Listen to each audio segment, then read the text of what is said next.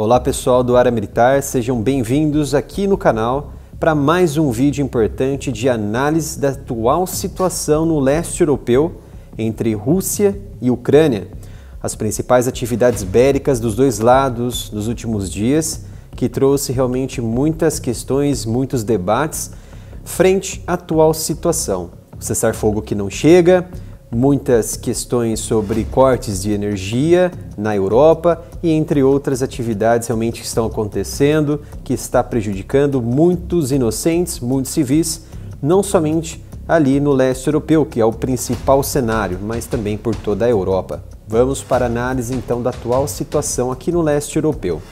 Temos novamente, eu sempre gosto de estar utilizando o Google Earth, temos o mapa da Ucrânia.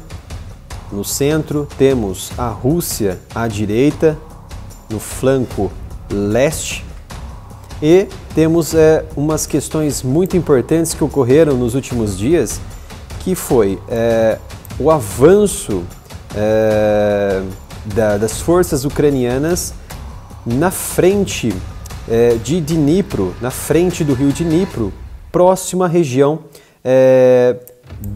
de Donbas. Mas o que acontece? Que a Rússia ela estabeleceu um importante corredor de logística, como a gente já vem falado, pela Crimeia em relação à região de Kherson, que contém bastante força de resistência aqui da Ucrânia. Acontece que Kherson sim, está sendo muito apresentada pelas forças russas como uma fortaleza de difícil quebra por parte das forças ucranianas, mesmo com artilharias pesadas do Ocidente. Isso porque existem muitas forças aqui, bases, batalhões de engenharia, existem forças aeroespaciais que vêm da Crimeia e vêm da região leste, que constantemente realizam bombardeios e aniquila e neutraliza alguns avanços da Ucrânia. Mas, para deixar muito mais destacável aqui, o avanço que a Ucrânia tentou e de certa forma conseguiu, foi a propagação, a direção das forças terrestres e de artilharia da Ucrânia de Mykolaiv para a região mais próxima de Donbas, que é ali na região do rio Dnipro, perto nas proximidades de Zaporizhia. Então as forças ucranianas simplesmente avançaram suas forças em direção a Mykolaiv para Kryvyi, numa tentativa de deslocar todas as forças ali na região de Kherson, as forças russas, em direção também à região mais próximas de Dnipro, rio Dnipro, e região de Donbas, para permitir com que haja um avanço por parte da Ucrânia e consiga enfraquecer toda essa região aqui de Kherson, para que a Ucrânia ela possa estabelecer algum progresso nessa frente, que realmente está muito difícil, e estabeleça alguns pontos de conquista na região de Kherson, que é uma fortaleza russa, como estamos destacando nos últimos vídeos aqui do canal. Então essa fortaleza realmente era de difícil progressão, porque exige muitas estratégias, existem muitas fortalezas, muitas bases militares, batalhões de engenharia que estabelecem balsas flutuantes, móveis, que conseguem superar os obstáculos, principalmente de rios, de pontos destruídos pelas artilharias da Ucrânia nos últimos dias, principalmente as principais pontes que ligam Kherson e a região da Crimeia. Então, os primeiros movimentos da Ucrânia, que foram relatados pela Ucrânia e também pela Rússia, foi que esse corredor de tentativa de progressão para a frente de Kryvyi por parte da Ucrânia foi uma tentativa, em parte, bem sucedida da Ucrânia, porque conseguiram, de certa forma, neutralizar alguns pontos na região de Kherson, principalmente de depósitos de munições, que foram aniquilados por artilharias de foguetes da Ucrânia. Então, essas artilharias conseguiram aniquilar alguns pontos importantes de depósitos, veículos transportadores da Rússia de munições, e que deu um respaldo para as forças aqui de Kiev tentar um avanço para a frente de Kherson. Entretanto, como resposta a este avanço da Ucrânia, a Rússia ela iniciou um ataque com forças aeroespaciais, com tropas de artilharia, de cavalaria, com diversos equipamentos, em que contra-atacaram essa força ucraniana, e houve um relato por parte do Ministério da Defesa que 11 blindados da Ucrânia foram destruídos, 7 viaturas de combate, de infantaria ou de transporte de tropas da Ucrânia também foram destruídos, e houve uma perda significativa de militares da Ucrânia. Algumas fontes relatam 330 pessoas que foram mortas, porém o próprio Ministério da Rússia afirma que foi menos, em torno de 220 pessoas, militares da Ucrânia, que foram mortos nesse contra-ataque. Não consegui obter nenhum dado por parte da Ucrânia em relação às perdas da Rússia. Porém, o que foi destacado pela defesa da Ucrânia foi as perdas de depósitos de munições, de foguetes, de munições, veículos que transportavam munições da Rússia, que realmente foram destruídos. Agora, baixas civis ou baixas militares do lado da Rússia realmente não foram destacados pela Ucrânia, que o próprio presidente Zelensky ele emitiu uma determinação oficial em que ele determina que todos os militares da nação, do país, não podem relatar os planos, as estratégias e como está o beligerante ali na região nas redes sociais. Porque eles possuem, sim, antenas móveis da empresa de Elon Musk, que fez as doações, que possuem comunicações com satélites, e por desses meios de comunicações eles conseguem se ligar, se conectar com o mundo. Entretanto, Zelensky ele proibiu que haja qualquer relação, qualquer informação vazada e qualquer informação da progressão das tropas ali presente em Kherson.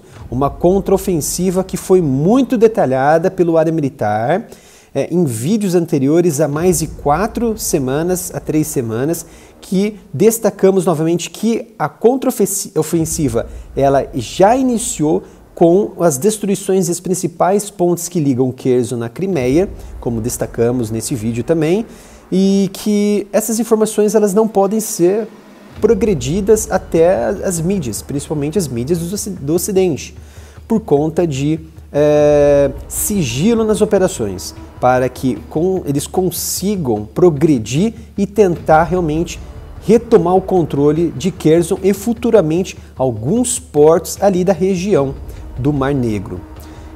É muito difícil, porém, realmente, esta contraofensiva já está ocorrendo, e essa determinação de Zelensky é um pouco estranha, mas realmente há poucas informações do lado da Ucrânia e há muitas informações do lado da Rússia. E quando colocamos essas informações no pé da letra, essas informações brutas de notícias por parte da defesa da Ucrânia e parte da defesa da Rússia, estamos aqui colocando as informações do fronte.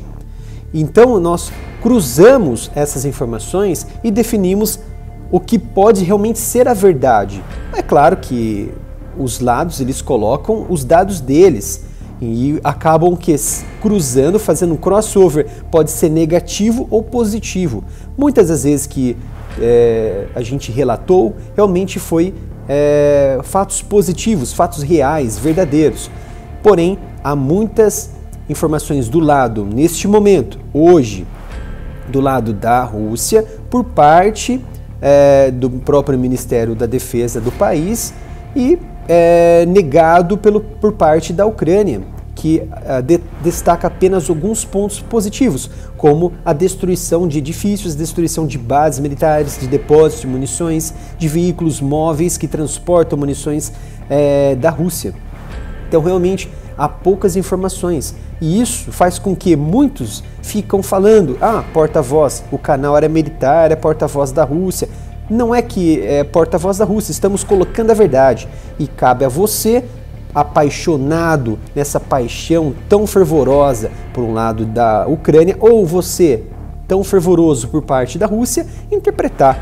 Se você está tomando um partido com críticas destrutivas, aí o problema é seu. Nós colocamos realmente os detalhes importantes aqui no Área Militar.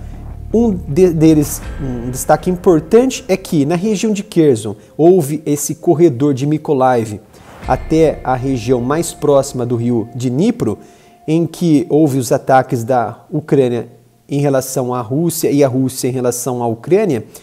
Um helicóptero Mi-8 do exército ucraniano, ele foi destruído por um ataque da frente do exército russo. E um ponto a ser destacado é que na região de Kherson, enquanto estava ocorrendo o avanço na direção de Mykolaiv para Dnipro ou frente de Donbas por parte das forças ucranianas, haviam muitos depósitos ali na região de foguetes de alta mobilidade, de lança-granadas e entre outros artefatos importantes bélicos em que a Rússia conseguiu destruir.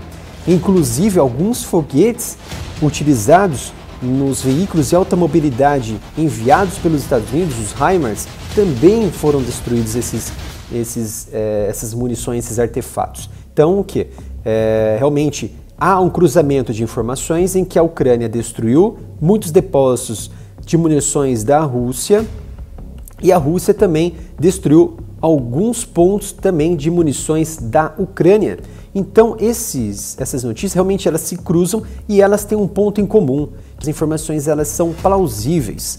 E aqui nessa região de Kharkiv, para a região aqui de Donetsk, região de Slaviansk, algumas regiões aqui de Donbas também houve bastante atividades por parte das duas frentes. Porém, aqui na região de Kharkiv, houve uma baixa muito importante no lado da Ucrânia, em que forças de artilharia da Rússia conseguiram abater um drone Bayraktar TB2 da Ucrânia de fabricação turca. Esses Bayraktares são muito utilizados para destruir alguns blindados, aqueles blindados bem difíceis, blindados pesados da Rússia, em que foi muito destacado no início do conflito muitas imagens desses drones atacando, destruindo aqueles comboios e blindados russos. E do lado da Rússia, a Ucrânia ela conseguiu repelir muitos avanços que estavam ocorrendo aqui na região de Donetsk, da Rússia, na região de Kramatorsk. A Ucrânia ela conseguiu impedir o avanço de algumas tropas terrestres da própria Rússia, o que realmente foi muito importante para a Ucrânia, que consegue o quê? Manter essa região de transição, como a gente já havia destacado anteriormente, essa zona de transição, ou seja, onde tropas não conseguem avançar da Rússia e onde tropas da Ucrânia não conseguem avançar para a frente leste de Donetsk, que ainda não está 100% ocupada, diferente de Luhansk, que está praticamente 100% ocupados.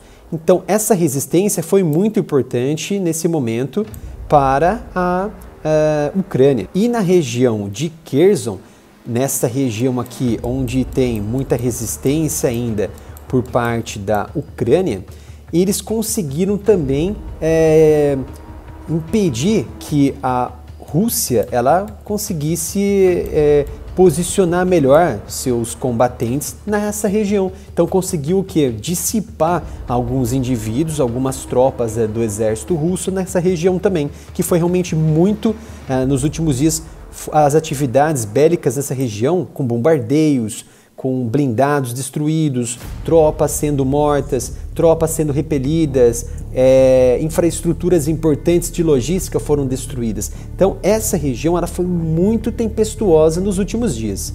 Por isso que muitos civis estão tentando sair a todo custo dessa região, mas não está conseguindo. O progresso é muito lento. Só para atravessar uma balsa, porque as pontes foram destruídas ou estão cheias de militares, demora de 7 a 8 horas para atravessar, fora outras divisas e também outras regiões importantes. E um ponto a ser destacado neste momento é a região de Zaporizhia.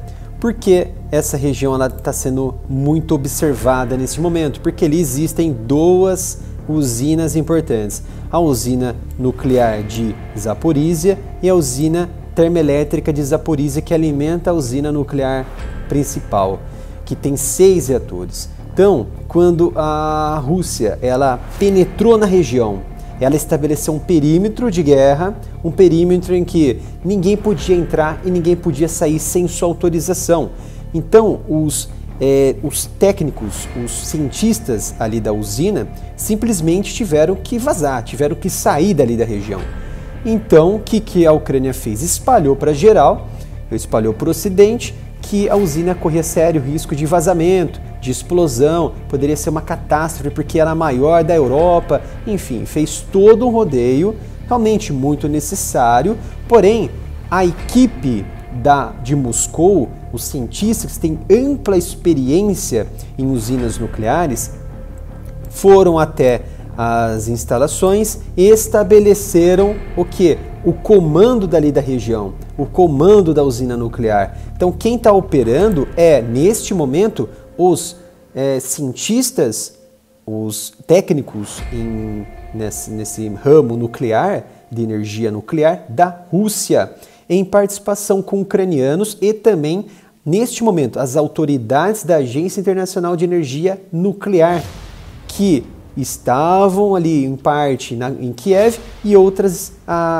autoridades já na usina nuclear que se juntaram nesses últimos dias, 4 e 5 de setembro, para avaliar se houve avarias, vazamentos, se há realmente problemas nos reatores, estão sendo bem alimentados, se estão sendo recicladas essas águas que alimentam esses reatores. Então, é uma situação muito delicada na região. E por que ela está sendo utilizada como o perfil principal para destacar esse conflito e, enfim, ser utilizada por ambas as partes? Porque, de um lado, tem a Rússia, que pode utilizar isso como pretexto para que nenhum míssil de longo alcance chegue, ou mais armas importantes chegue até Kiev, e também do lado de Kiev, que pode utilizar esses argumentos, esse contexto nuclear para prejudicar ainda mais a Rússia, com mais sanções, para que o Ocidente observe e fala, não, vamos ter que ajudar a Ucrânia, vamos enviar mais armas, vamos enviar mais investimento financeiro, que está em torno de 10,6 bilhões de dólares por parte dos Estados Unidos, que alimenta todo esse meio, e não se sentam, eles não conseguem sentar na mesa de negociações para discutir algo que é tão importante para a humanidade, porque se avança esses limites, você tem o quê? Uma guerra nuclear.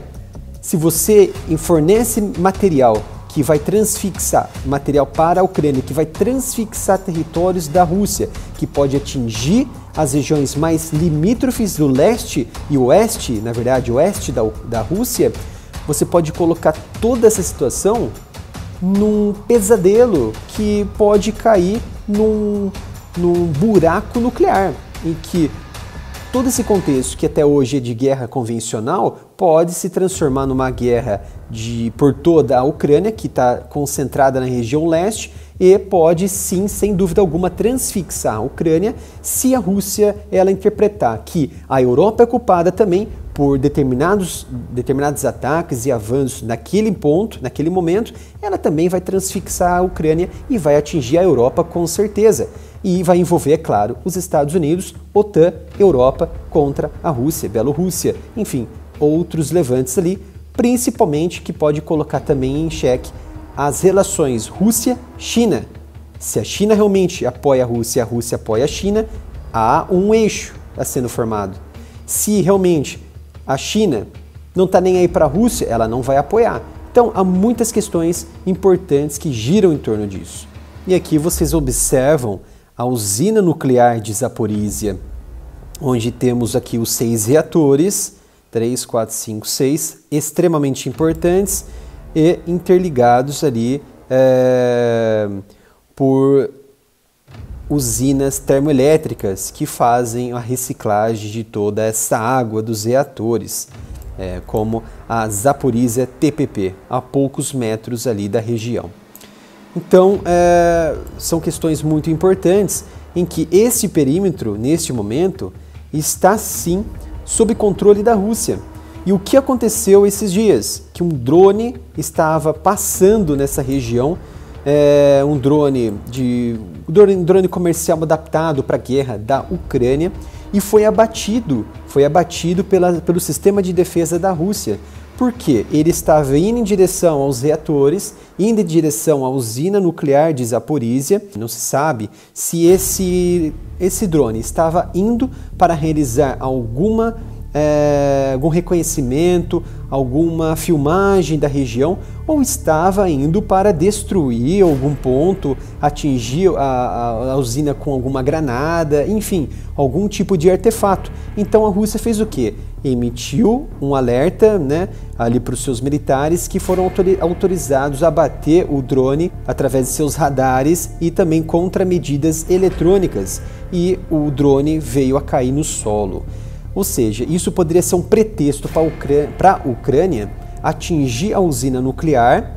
Tem dois lados: ou foi um reconhecimento da Ucrânia que estava em andamento, ou ela poderia atacar a usina e usar esse pretexto para colocar que a Rússia destruiu parte da usina, ela está tentando fazer com que haja um desastre natural, um desastre nuclear ali na região. Então, o que? Há uma narrativa dos dois lados. Uma que poderia reconhecer e a outra que poderia ter o que? Uma falsa bandeira, um ataque de falsa bandeira, ou seja, poderia ser uma narrativa dos dois lados.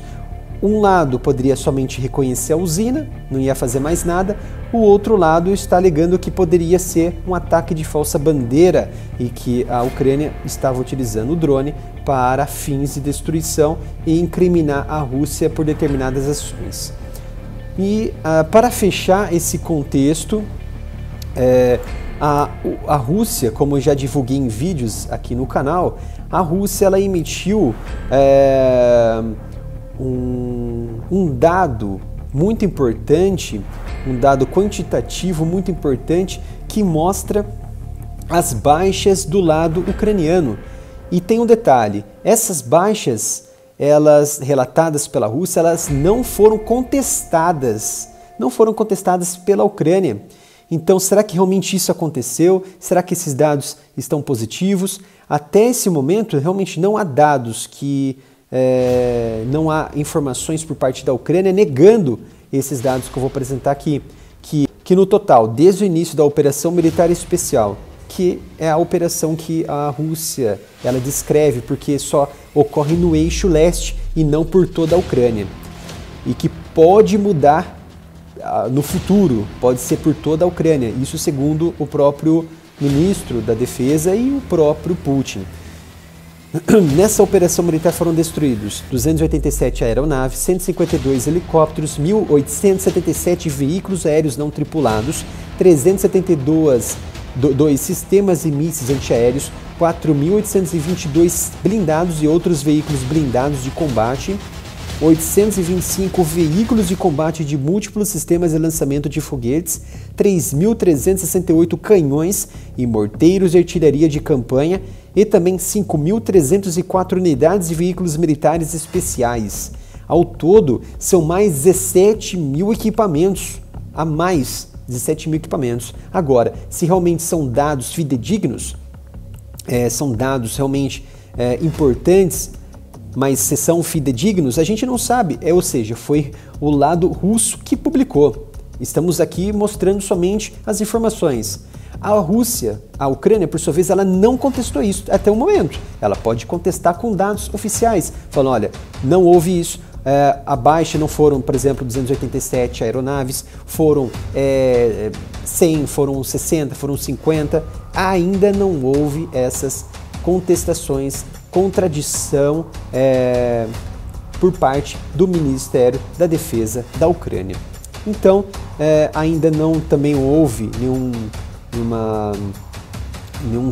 dado quantitativo e nem qualitativo mais exato por parte da Ucrânia, e quando assim realmente estiver disponível, o canal, a gente aqui do Área Militar, vamos trazer a vocês em primeira mão com mais detalhes e também com mais manobras, atividades do terreno no leste europeu, como a gente trouxe hoje aqui para vocês em primeira mão. Faltaram alguns detalhes que eu vou comentar nos próximos vídeos, como também mísseis anti-radar, anti-radiação utilizados pela Ucrânia que foram trazidos dos Estados Unidos, que foram utilizados, estão sendo utilizados nesse momento no front e que alguns foram destruídos pela Rússia neste momento. Então, pessoal, espero que tenham gostado deste vídeo. Mais um conteúdo de análise do cenário realmente muito triste no leste europeu. Espero que tenham gostado. Convido vocês a se inscreverem aqui no canal, ativar o sino de notificação, porque é muito importante. Se você não seguir o canal, se você não se inscrever, não curtir, não compartilhar, o YouTube vai entender que vocês não gostam do canal, o YouTube vai entender que esse canal não é relevante e não vai oferecer mais conteúdos para vocês aqui nas plataformas. Ele vai entender que realmente o canal ele não traz benefícios, não traz conteúdo para os seus leitores, para os seus telespectadores. Então é muito importante você se inscrever e ativar o sino de notificação para receber todas as nossas notificações. Pessoal, também convido vocês a se inscreverem lá no Twitter, lá no Instagram, pelo @areamilitaroff. E também lá na nossa página no Facebook, que a nossa página está crescendo gradualmente, que é o facebook.com/areamilitaroficial.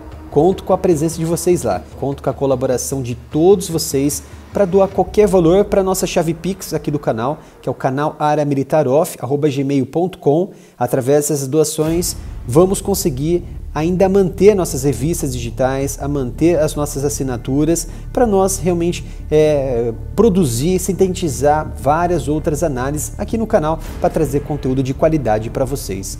Agradeço pela atenção, agradeço pela participação e a presença de vocês até este momento. Muito obrigado e até o próximo vídeo.